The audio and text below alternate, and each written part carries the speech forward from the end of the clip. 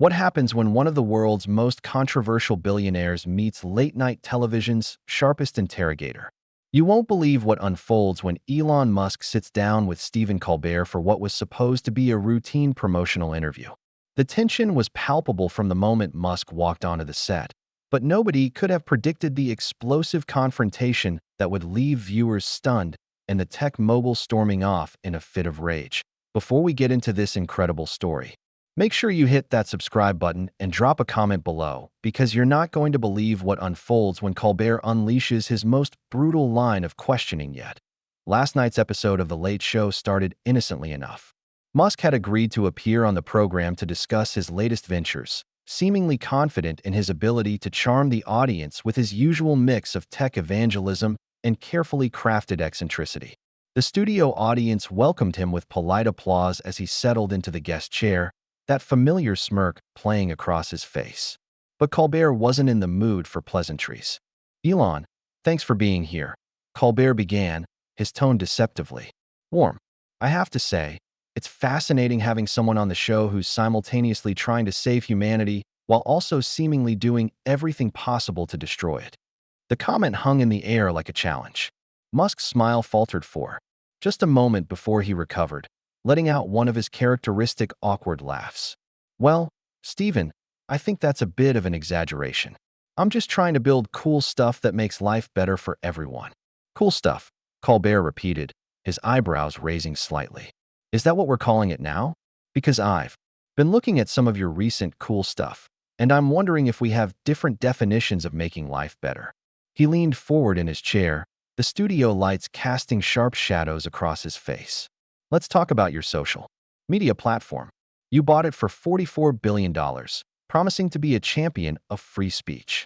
But it seems like your version of free speech involves amplifying conspiracy theories, platforming extremists, and silencing critics. How exactly does that make life better?" The audience shifted uncomfortably in their seats. This wasn't the typical softball interview they were expecting.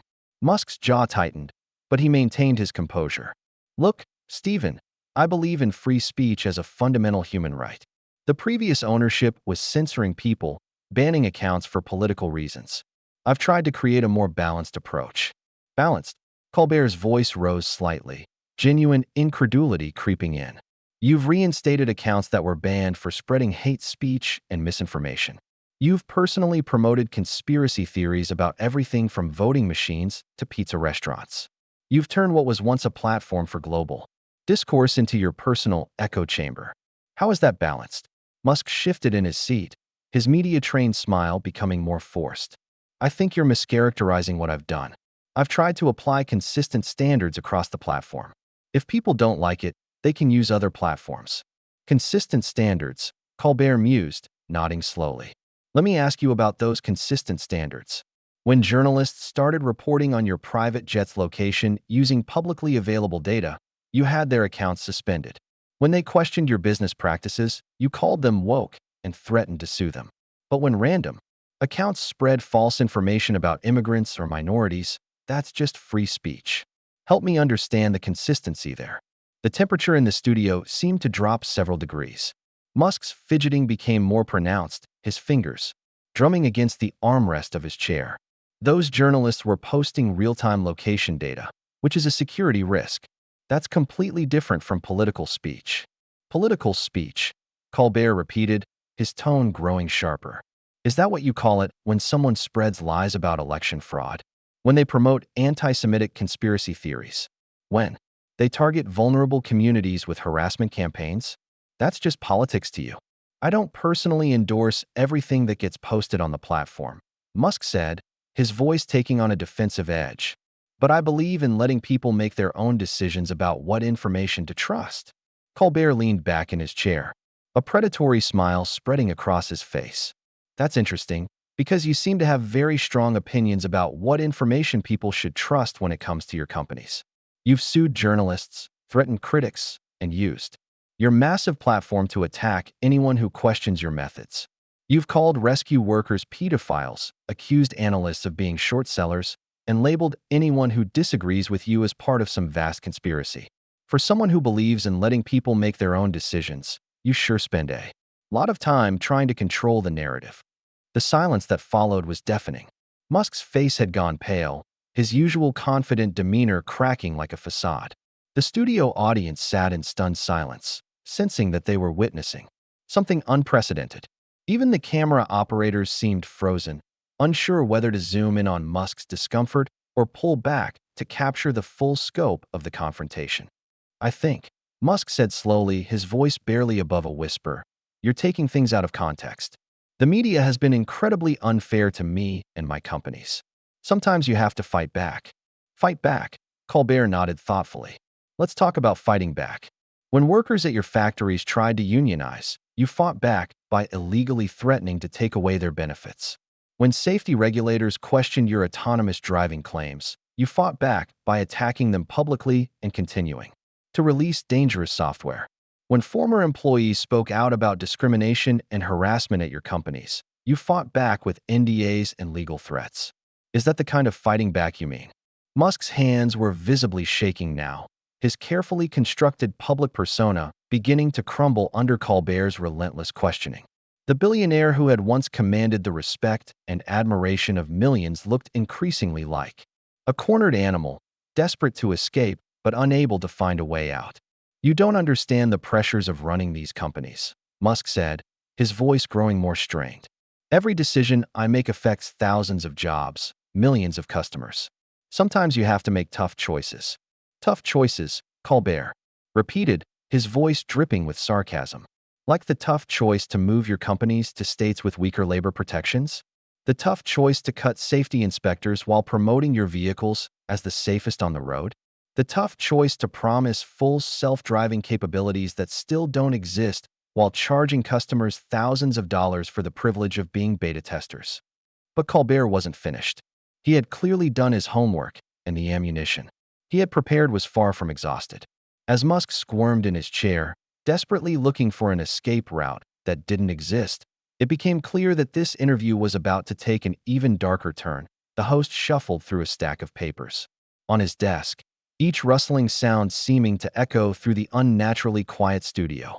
When he looked up, his expression had hardened into something almost predatory. "Let's talk about your space company, Elon. You've spent years positioning yourself as humanity's savior, the man who's going to make us a multi-planetary species. But I've been looking at some interesting documents that paint a very different picture." Musk's Adam's apple bobbed as he swallowed hard. "SpaceX has achieved incredible things. We've revolutionized space travel, reduced costs, and opened up possibilities that NASA could never." "Cut the sales pitch," Colbert interrupted sharply, his voice cutting through Musk's practice spiel like a knife. "I'm talking about the workplace. Culture at SpaceX. The 60-hour minimum work weeks you call standard. The employees who've collapsed from exhaustion. The safety violations that your company has repeatedly tried to cover up. The whistleblowers who've been systematically silenced. You want to colonize Mars, but you can't even create a safe working environment on Earth." The camera captured every micro-expression on Musk's face as the accusations hit home.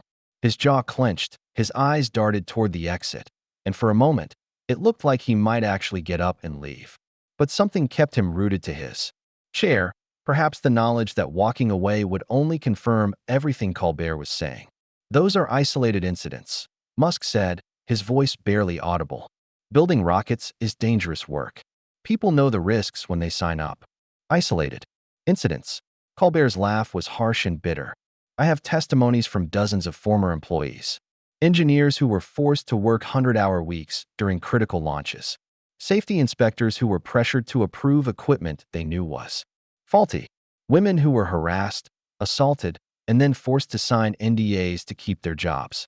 This isn't about the inherent dangers of rocket science, Elon. This is about a culture of exploitation and abuse that starts at the top." Musk's breathing had become visibly labored, his chest rising and falling rapidly as if he were having difficulty getting enough air.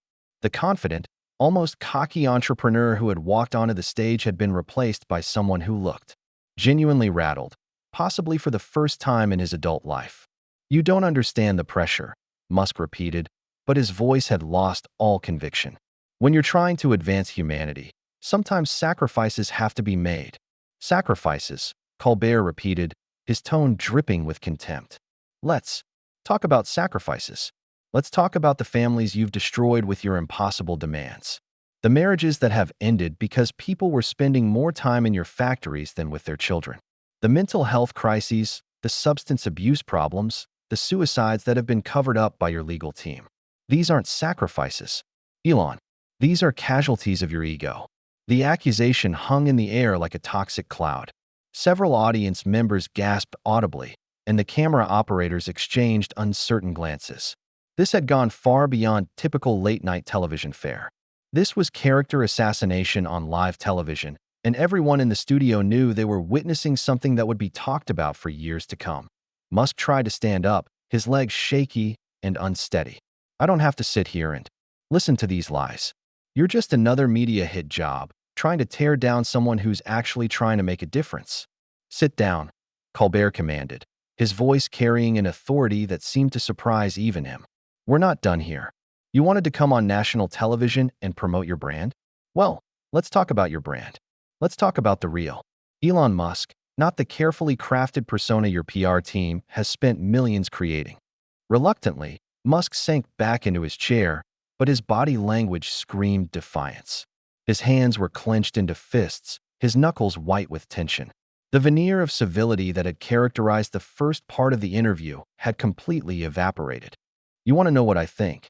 Colbert continued, leaning forward until he was almost nose-to-nose with his guest.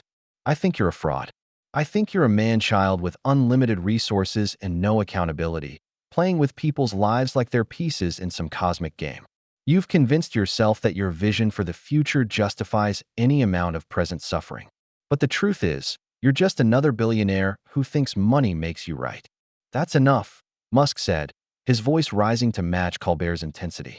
You sit here in your comfortable studio, making jokes for a living, and you think you have the right to judge people who are actually building the future? I've created more jobs, advanced more technology, and contributed more to human progress than you ever will. Human progress? Colbert's laugh was sharp and mocking. You mean like when you called that rescue worker a pedophile because he criticized your submarine idea? Or when you manipulated cryptocurrency markets with your tweets, costing regular investors billions? Or when you spread COVID misinformation that contributed to people dying? That's your idea of human progress. The studio had become a pressure cooker, the tension so thick it was almost visible. Musk's face had gone from pale to flushed, his carefully styled hair disheveled from running his hands through it. The billionaire who had spent years cultivating an image as a visionary genius was being systematically dismantled by a comedian with a stack of research and an unforgiving spotlight. You're twisting everything, Musk said, his voice cracking slightly. Taking things out of context, making me look like some kind of monster. The media has been doing this to me for years, and I'm sick of it. The media, Colbert repeated, shaking his head slowly. It's always someone else's fault, isn't it? The media, the regulators, the short sellers, the woke mob. Everyone's out to get poor Elon Musk. But here's what I want to know. When you're lying in bed at night, when it's just you and your conscience, do you ever wonder if maybe, just maybe, the problem isn't everyone else? Do you ever consider that the reason people keep calling you out is because your behavior is actually worth calling out? The question landed like a physical blow. Musk's mouth opened and closed several times, but no words came out. For the first time in the interview, he looked genuinely vulnerable, stripped of all pretense and exposed under the harsh studio lights. The audience watched in fascinated horror as one of the world's most powerful men struggled to find his voice. But Colbert wasn't done. He had one more card to play, one final revelation that would push this confrontation past the point of no return and into territory that neither man would be able to walk back from. The host reached into his desk drawer and pulled out a manila folder, placing it deliberately on the desk between them. The simple action seemed to drain all the remaining color from Musk's face. His eyes fixed on the folder like it contained his own death warrant. This morning, Colbert began, his voice deadly calm. I received some very interesting documents from a group of former Tesla employees. Internal emails, recorded conversations, financial records. Things that your army of lawyers and NDAs couldn't keep buried forever. He opened the folder slowly, savoring the moment. Do you want to tell the audience about Project Nightfall, Elon? Or should I? Musk's entire body went rigid. I don't know what you're talking about, he said, but his voice was hollow, unconvincing even to himself. Project Nightfall. Colbert continued, pulling out a sheaf of papers. Your company's internal program to monitor and harass employees who showed signs of disloyalty. Installing surveillance software on personal devices. Hiring private investigators to follow workers home. Creating fake social media accounts to discredit union organizers and whistleblowers. Building detailed psychological profiles to identify who might speak out against company policies. The studio fell into absolute silence. Even the usual background hum of equipment seemed to have stopped. The audience sat frozen, hardly daring to breathe as they witnessed the complete destruction of one of the world's most famous figures. These are fabricated documents, Musk said desperately, but sweat was now visibly beading on his forehead. Disgruntled employees making things up to hurt the company. Colbert held up a printed email. This is your signature on an authorization to spend $2 million on employee loyalty assessment tools. This is your voice on a recorded call discussing neutralizing threats to company culture. These aren't fabrications, Elon. This is you, in your own words, talking about treating your employees like enemy combatants. The revelation hit the audience like a physical force. Several people audibly gasped, and at least one person in the front row covered their mouth in shock. The cameras captured every moment, every expression of horror and disbelief rippling through the crowd. Musk tried one last desperate gambit. You're taking this completely out of context. Every company has to protect itself from industrial espionage. And stop, Colbert roared, his voice echoing through the studio with such force that Musk actually flinched backward in his chair. Just stop lying. Stop manipulating. Stop pretending you're some misunderstood genius when you're actually a paranoid tyrant who sees enemies everywhere because you know, deep down, that you deserve to have enemies. The mask had finally come off completely. Colbert was no longer playing the role of the satirical late-night host. This was raw, unfiltered fury directed at someone he clearly viewed as a genuine threat to society. You want to know what really bothers me about you? Colbert continued, standing up from behind his desk. It's not just the lies, or the exploitation, or even the megalomania. It's that you've convinced millions of people that you're their hero. Young engineers who worship you while you destroy their mental health. Investors who trust you while you manipulate markets.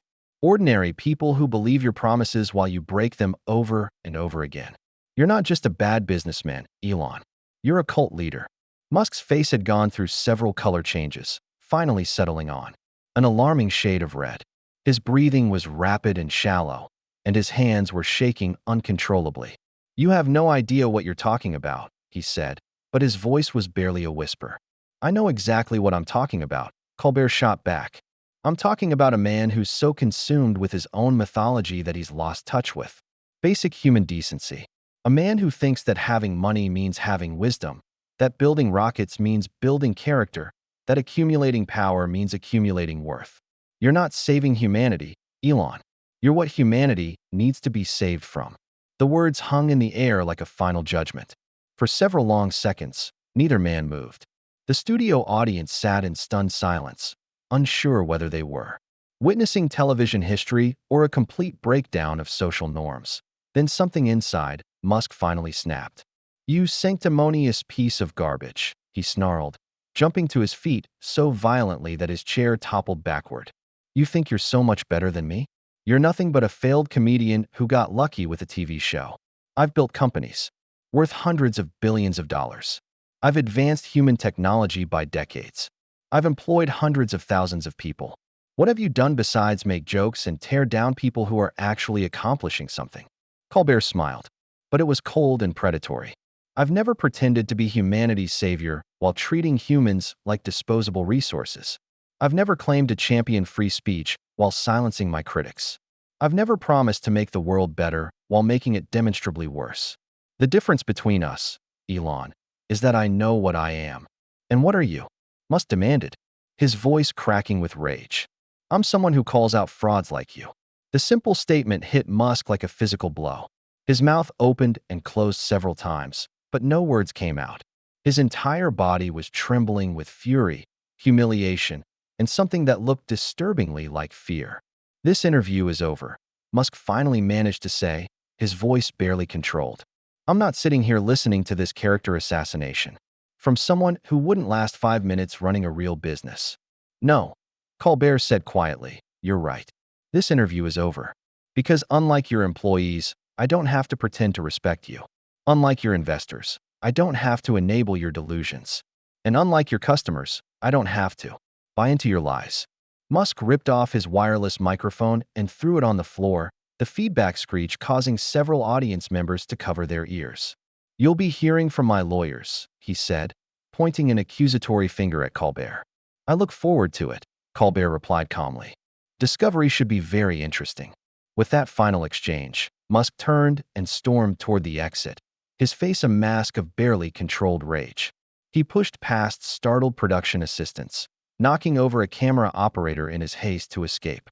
The studio doors slammed behind him with a resounding bang that seemed to punctuate the end of one of the most explosive confrontations in television history. Colbert stood in the aftermath, surrounded by the detritus of destroyed reputations and shattered illusions. The audience slowly began to applaud, uncertain at first, then building to a thunderous ovation. They had witnessed something unprecedented, the complete and public dismantling of one of the world's most powerful figures by someone armed with nothing but facts, preparation, and an unwavering commitment to truth. As the applause continued, Colbert returned to his desk, straightened his tie, and looked directly into the camera.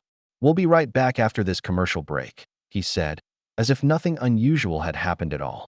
But everyone in that studio knew they had just witnessed television history. The night Elon Musk's carefully constructed public image finally crumbled under the weight of its own contradictions, leaving behind only the bitter truth of who he really was.